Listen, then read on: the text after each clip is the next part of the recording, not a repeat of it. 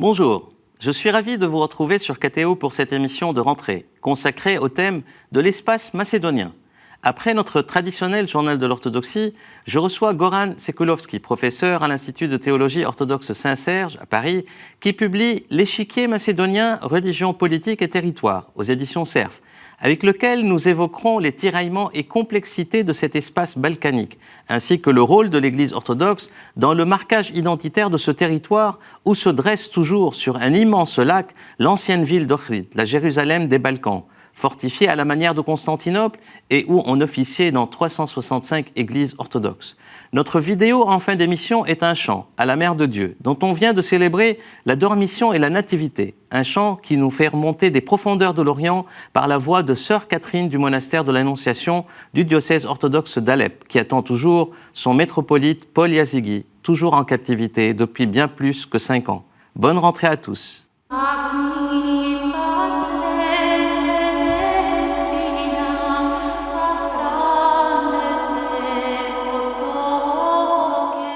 Allemagne. Le patriarche Bartholomé a pris part à la 10e Assemblée mondiale des religions pour la paix qui s'est tenue du 20 au 23 août à l'Indo, accompagné des métropolites Emmanuel de France, Augustin d'Allemagne et de Maxime de Suisse.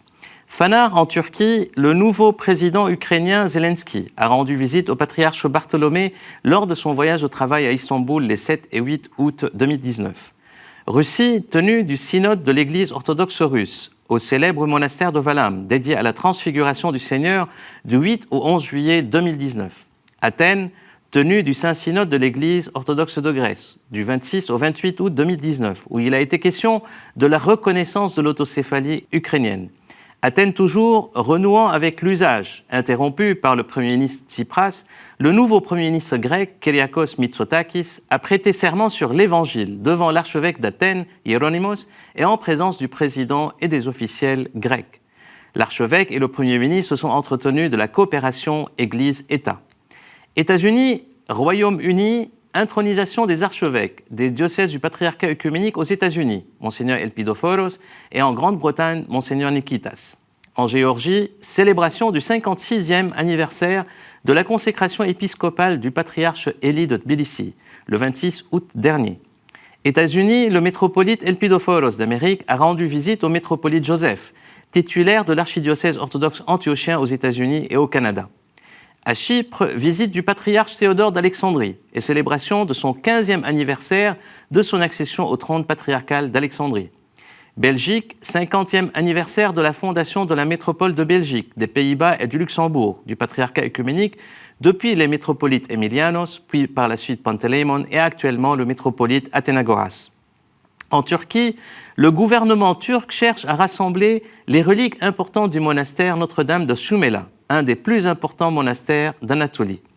Oxford, au Royaume-Uni, réunion internationale des érudits, des pasteurs, des cliniciens et d'autres savants du 16 au 19 août, portant sur les thèmes contemporains du sexe, du genre et de la sexualité en relation avec l'Église orthodoxe.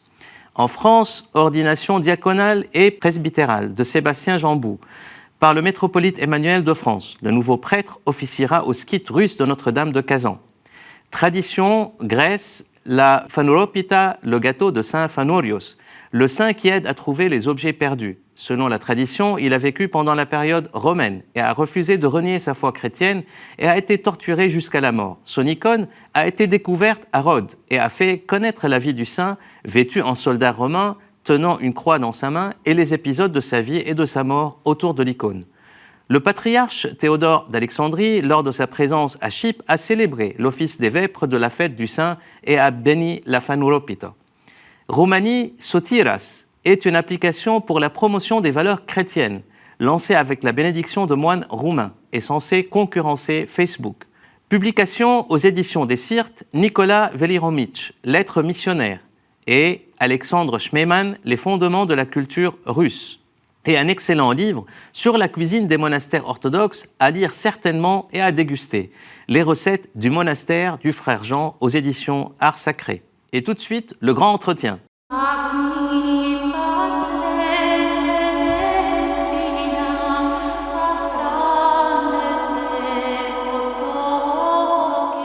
Parler sans tension de l'espace macédonien et de ses complexités et de ses tiraillements balkaniques n'est pas chose aisée dans une région qui accumule les tensions, les identités, les frontalités et qui fut dénommée dans le temps la poudrière balkanique en raison de son rôle de détonateur du premier conflit mondial, la Première Guerre mondiale.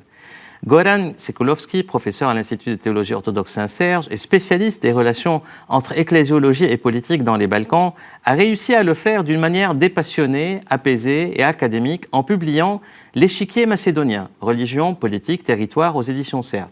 Il revient dans cet ouvrage, qui fut sa thèse doctorale, si je ne me trompe pas, sur les tiraillements et complexités de ce territoire balkanique, où s'entrechoquent les confluents des influences grecques, slaves, serbes et bulgares, qui ont toujours eu sur cet espace central des prétentions historiques et identitaires.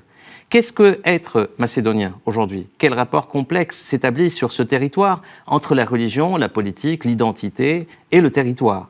Quel rôle est et a été celui de l'Église orthodoxe dans le marquage de ce territoire où se dresse toujours, sur un immense lac, l'ancienne ville d'Ohrid, la Jérusalem des Balkans, fortifiée à la manière de Constantinople et où on officiait dans 365 églises orthodoxes, ou ce qui en reste aujourd'hui. La poudrière balkanique risque-t-elle de s'embraser de nouveau, à l'heure où l'autocéphalie orthodoxe est réduite de plus en plus à la notion d'église nationale? Comment dépasser les risques d'instrumentalisation de l'orthodoxie au profit d'une politique identitaire et de différenciation nationale? Goran Sekulovski est professeur à l'Institut Saint-Serge et chercheur associé à l'UMR Géographie Cité.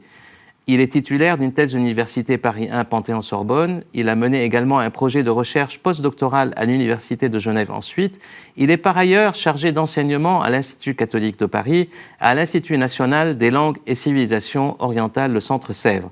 Ses travaux portent à la fois sur l'héritage des pères de l'Église, les rapports entre ecclésiologie et politique dans les Balkans et plus généralement sur le monde orthodoxe. Goran, bonjour. Bonjour Carole. Alors commençons par le titre, l'échiquier. Oui. Déjà, en fait, c'est un terrain d'affrontement. Effectivement, il y a une double raison pour choisir ce titre.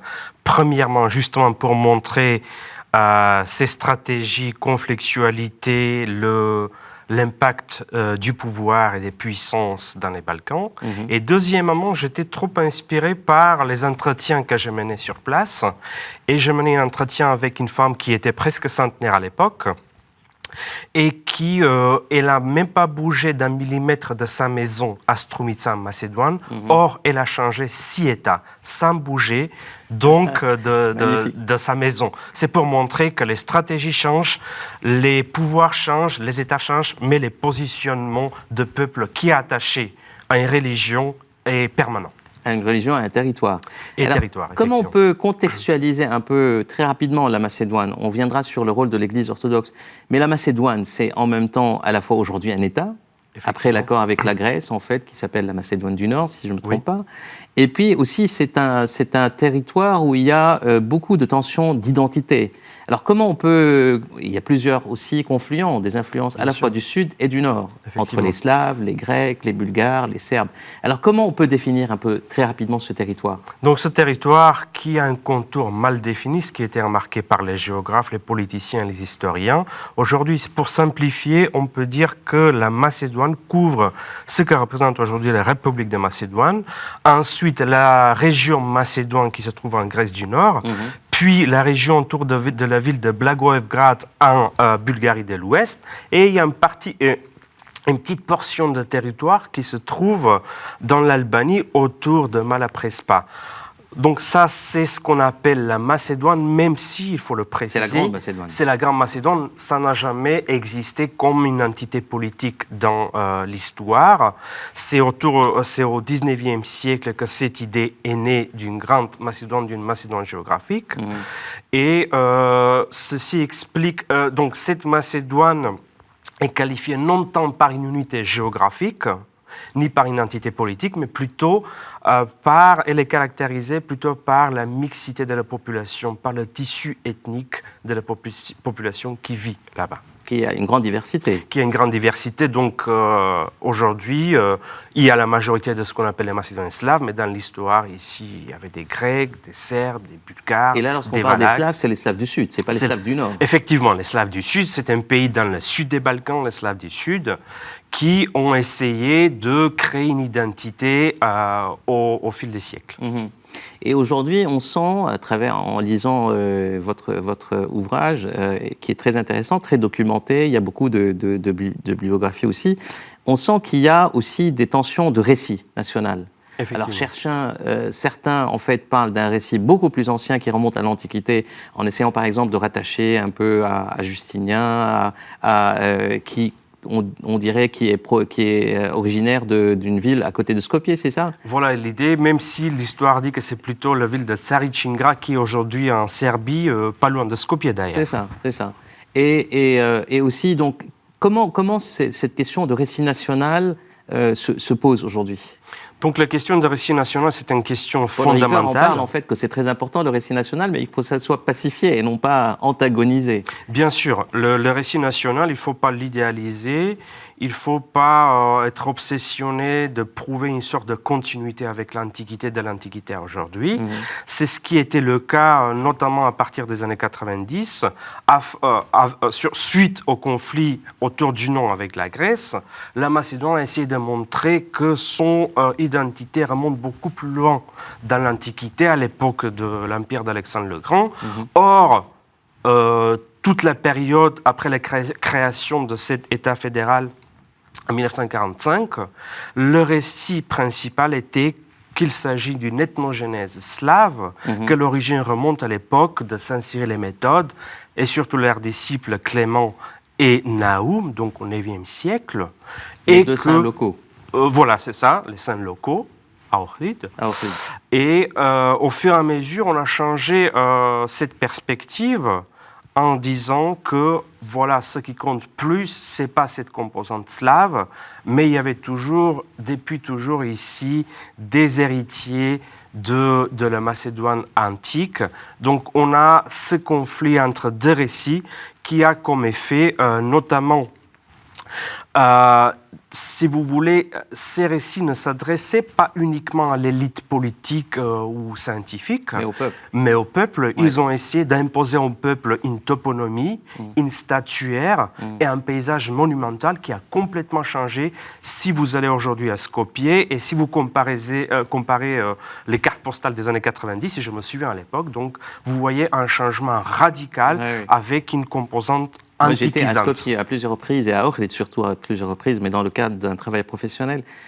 Et effectivement, on voit la différence par rapport à aujourd'hui. Il y a notamment cette fameuse statue à Skopje d'Alexandre le Grand, c'est ça, qui domine. Et puis en fait, à un moment donné, on voulait nommer l'aéroport, je pense en fait, de Skopje, de Saint-Paul, pour en fait faire remonter. Voilà, ça c'est à Ohrid, de Saint-Paul c'est à Ohrid. À Skopje, c'était Alexandre le Grand qui a changé le nom maintenant, l'aéroport international de Skopje. Je voudrais bien. Il ne faut pas exclure, je pense que tout un mélange, il faut donner l'espace pour des récits différents, mais pas insister sur une composante unique, univoque, pour montrer, voilà, la continuité depuis les Antiquités aujourd'hui à exister sur cet espace. Absolument. En fait, on a l'impression parfois, et c'est le cas, parce que la période le vit, le populisme se développe en Europe sur la question en fait, identitaire. Il y a parfois en fait des chocs d'identité, pour ne pas dire de civilisation, mais il y a des chocs d'identité. Et donc l'idée, c'est comment arriver à pacifier ces identités. Quel a été le rôle de l'Église orthodoxe? On sait très bien qu'aujourd'hui, il y a une situation très compliquée et très difficile, avec une Église entre guillemets nationale qui s'est autoproclamée autocéphale, dans le sens où elle s'autogouverne, mais elle n'est reconnue par aucune des autres églises et est considérée plutôt schismatique. Il y a la domination de l'église serbe, bien sûr, qui est importante sur le territoire historiquement, spirituellement. On reviendra un peu sur la période entre les deux guerres. Mais comment aujourd'hui cette situation se dénoue? Donc aujourd'hui, l'église schismatique et l'église... avec Monseigneur Jean, en fait, d'Ohrid, etc. Effectivement, la situation est très complexe, comme vous l'avez bien décrit. Il faut préciser que l'orthodoxie a joué un rôle très important pendant l'histoire dans cet espace. La population est majoritairement orthodoxe. Oui, effectivement, 67% sont orthodoxes, une grande partie musulmans et une petite minorité catholique et protestante. Surtout, donc l'importance, surtout par... la présence dans l'histoire de fameux l'archevêché orthodoxe d'Ohrid, l'archevêché d'Ohrid, depuis donc plus de 7 siècles, entre 11e et 18e siècle, supprimé ensemble avec le patriarcat de Pécs, 1766-67. Et entre 1766 et 1920, l'espace appartenait juridiquement au patriarcat de Constantinople. Avec la restauration... Ça a été dévolu quelque part, transféré. Effectivement, parce que c'était la seule église autorisée au sein de l'Empire ottoman. Mais avec la restauration du patriarcat de Serbie, du patriarcat de Peć en 1920, donc les 3 diocèses qui appartenaient au patriarcat de... après 1922 ou 22, confirmés par le patriarcat de Constantinople, les diocèses qui aujourd'hui sont sur le territoire de la République de Macédoine, ont appartenu au patriarcat de Peć. Donc, depuis 100 ans, patriarcat de Serbie, depuis 100 ans, entre 1920, confirmé 22, et aujourd'hui, on est presque donc 100 ans, cet espace, de point de vue canonique, appartient à l'Église de Serbie. Or, après la création en 1945 de l'État populaire, de la République populaire de Macédoine. Il faut rappeler qu'il y a eu la Deuxième Guerre mondiale. Et dans la Deuxième Guerre mondiale, la Bulgarie était avec les nazis. Effectivement. Et donc, en fait, il y a une occupation bulgare aussi, et donc un rôle bulgare pour, en fait, retransférer tous ces diocèses sous une domination d'un vicariat bulgare ou quelque chose comme ça. Effectivement. Donc, entre les 2 guerres, il faut mentionner, avec notamment le Tomos de 1922, qui confirme donc l'appartenance de ces diocèses au patriarcat de Peć, il y a un renouveau spirituel dans cet espace, entre les 2 guerres, avec notamment la création du séminaire de Bitola. Très connu, où ont enseigné Saint Justin Popović, le futur Jean Maximovitch de 200. Ensuite, 300, Nikolai Velimirovitch était, si vous voulez, l'évêque d'Ohrid et de Bitola. Et Père Cyprien Kern, le futur professeur à l'Institut Saint-Serge. Donc c'était un renouveau important, c'est l'âge d'or, si vous voulez, qui malheureusement a été arrêté avec l'occupation allemande et avec l'arrivée des Bulgares qui étaient alliés avec les Allemands, qui ont transformé le séminaire en hôpital et en police bulgare. Et surtout, ils ont chassé les évêques qui étaient présents, notamment l'évêque Joseph Iosif de Skopje, et le futur patriarche Vicentier. Donc, ils ont chassé les évêques présents et ils ont créé 3 diocèses gouvernés directement depuis Sofia. Finalement, des évêques bulgares ne sont jamais rendus sur place en Macédoine.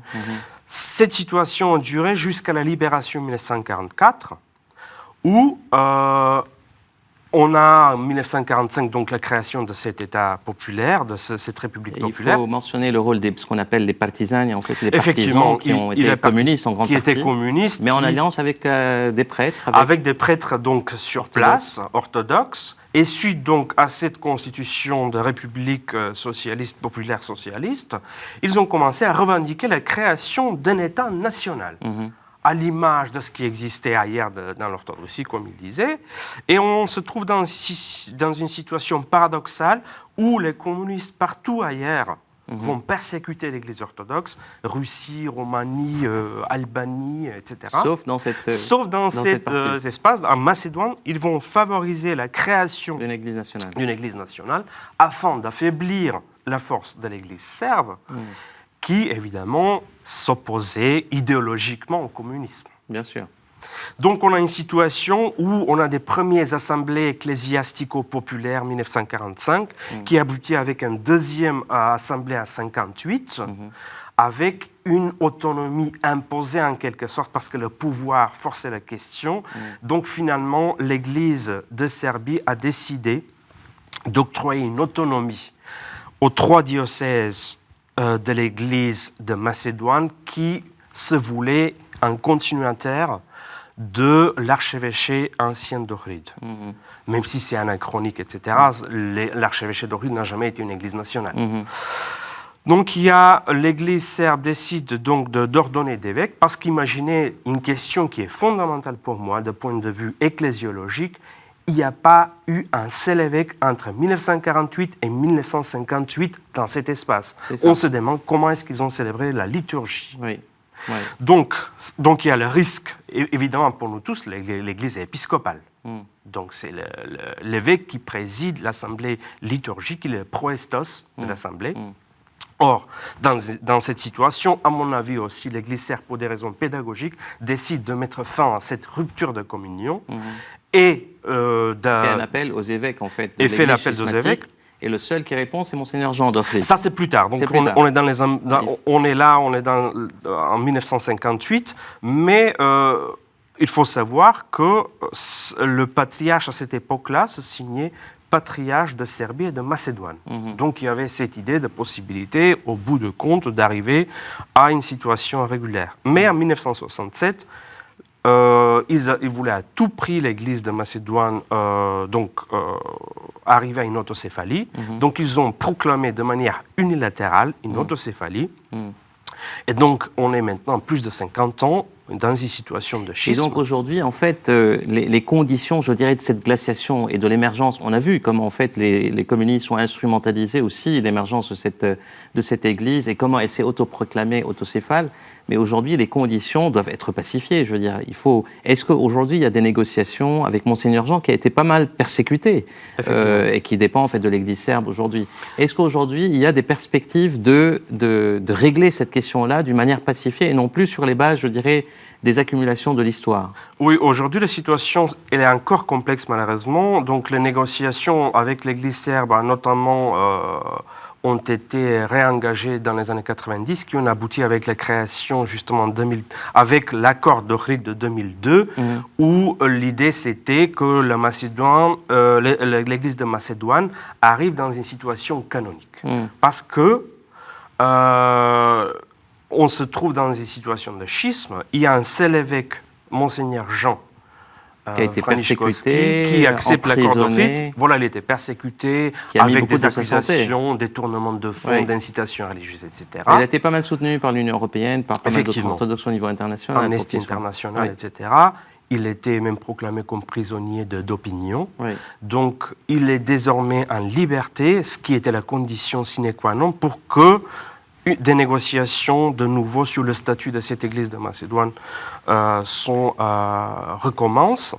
Et j'imagine que la perspective de l'adhésion à l'Union européenne pourrait faciliter un peu cette pacification aujourd'hui. Oui, parce qu'aujourd'hui, nous sommes dans une situation où la Macédoine, de point de vue politique, essaye de régler les problèmes avec tous ses voisins. Donc, avec la Grèce, le non. Avec l'Albanie, donc la question de la langue. Avec la Bulgarie, la question de l'histoire et de l'héritage historique. Et il reste encore la question ouverte avec la Serbie. Donc espérons que cette perspective plutôt positive ne va pas être perturbée par ce qui se passe actuellement en Ukraine, où, comme j'ai dit, en fait, la question de l'autocéphalie devient l'Église nationale. Donc l'idée, si on arrive à une situation de règlement de cette Église schismatique là-bas et d'une Église plutôt autonome dans le giron du patriarcat de Serbie, je pense que dans un premier temps, ça sera une bonne chose. Moi, je voudrais vous remercier parce qu'en fait, c'est un livre qui aide beaucoup à réfléchir sur des problématiques très actuelles que vit l'Église orthodoxe et la crise, notamment ukrainienne. Est-ce que l'autocéphalie doit être liée à une identité nationale? Ou c'est quelque chose qui dépasse ce concept ancien de l'Église orthodoxe plus ancien? En tout cas, je voulais vous remercier vraiment pour votre livre, et puis je pense qu'il faut le lire parce que ça montre aussi la complexité de ces situations de diversité et comment les gérer. Et puis, nous arrivons à la fin de cette émission. Vous pouvez retrouver ce programme sur les sites internet ktotv.com et aof.fr. On se quitte avec notre rubrique Son et images et je vous dis à très vite pour une nouvelle émission.